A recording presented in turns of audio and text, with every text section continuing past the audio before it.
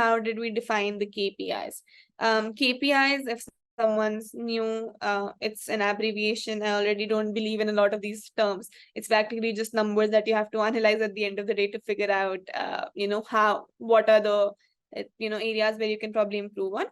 But KPIs, as the name suggests, stands for key performance indicators, and it basically indicates the performance of a particular product or a particular feature, if that has been well or not been well.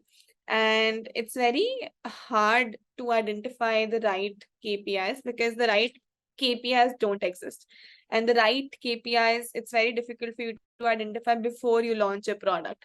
But it's very good to have some basic sense of, okay, these are the things that I probably would want to track immediately after the product is launched.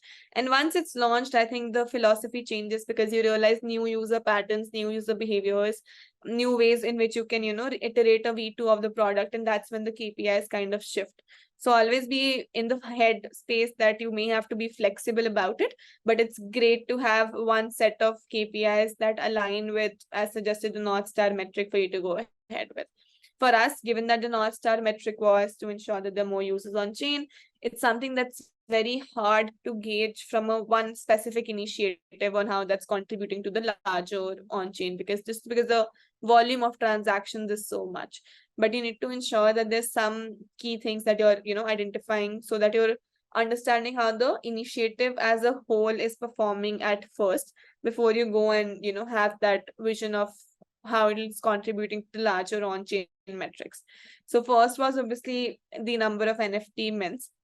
And this had to be from our team gauged on a daily basis, on a weekly basis, on a monthly basis. And because it ran for a while, so we also wanted to see what is the retention like of the same thing. We wanted to understand, so we came up with a couple of features that I'll talk about when we go to the third segment. But we wanted to understand what are the most, because it's something new, so we wanted to understand what are the most used features of that particular product, because we had a couple of features in plug and play that we wanted to experiment with.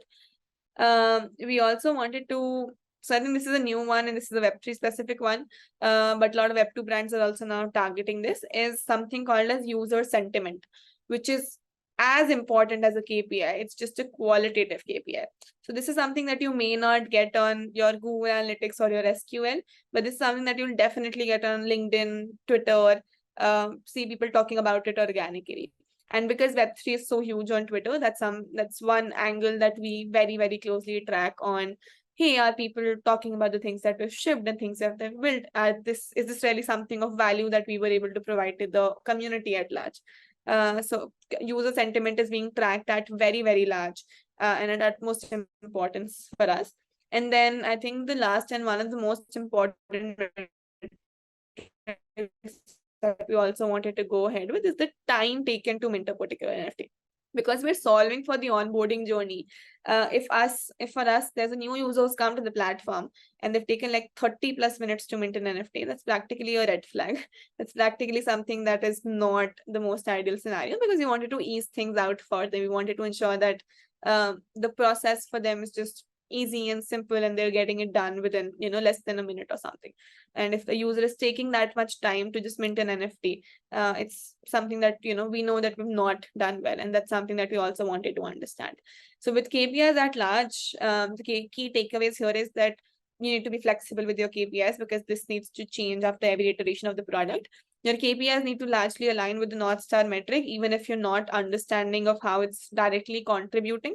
It needs to at least go into the same direction, so you can, in hindsight, after a quarter, analyze and see if that was able to be of any value. And define, apart from the quantitative metrics, also come to the qualitative metrics of what is the user sentiment looking like. And be active on wherever your users are active. If your users are active on Instagram, then that is the place for a PM to be active, so they're able to understand that user behavior. So I think that's largely what the key takeaways from KPIs would be for this particular product.